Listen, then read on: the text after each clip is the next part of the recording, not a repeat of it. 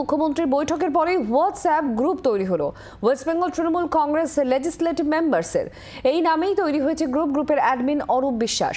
গ্রুপের সিদ্ধান্ত জানাবে তৃণমূল পরিষদীয় দল, নিজেদের কথা জানাতে পারবেন বিধায়করা।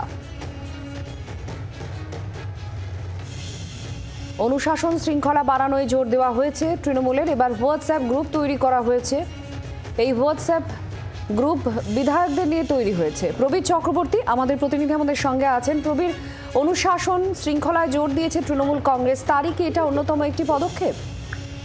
দেখো, পরিষদীয় দলের বৈঠকে গতকালই মুখ্যমন্ত্রী নির্দেশ দিয়েছিলেন যে শৃঙ্খলা মানতে হবে, প্রকাশ্যে কোথাও কিছু মন্তব্য করা যাবে না, যা কিছু বলতে হবে অরূপ বিশ্বাস, ববি হাকিম, সুব্রত বক্সিকে, এবং তাদের মারফত তিনি জানতে পারবেন কার কি অভিযোগ রয়েছে, কে কি বলতে চাইছেন, কার কি সমস্যা রয়েছে।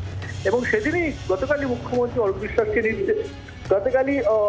নির্দেশ দিয়েছেন মমতা বন্দ্যোপাধ্যায় অরূপ বিশ্বাসকে যে বিধায়কদের একটা হোয়াটসঅ্যাপ গ্রুপ তৈরি করে দিতে। সেই হোয়াটসঅ্যাপ গ্রুপে কারোর যা কিছু সমস্যা, যা কিছু অভিযোগ তারা সেখানে জানাবেন, এবং সেখান থেকেই সেই যদি যা কিছু প্রয়োজন মুখ্যমন্ত্রীকে জানানোর অরূপ বিশ্বাস, ববি হাকিমরা জানাবেন।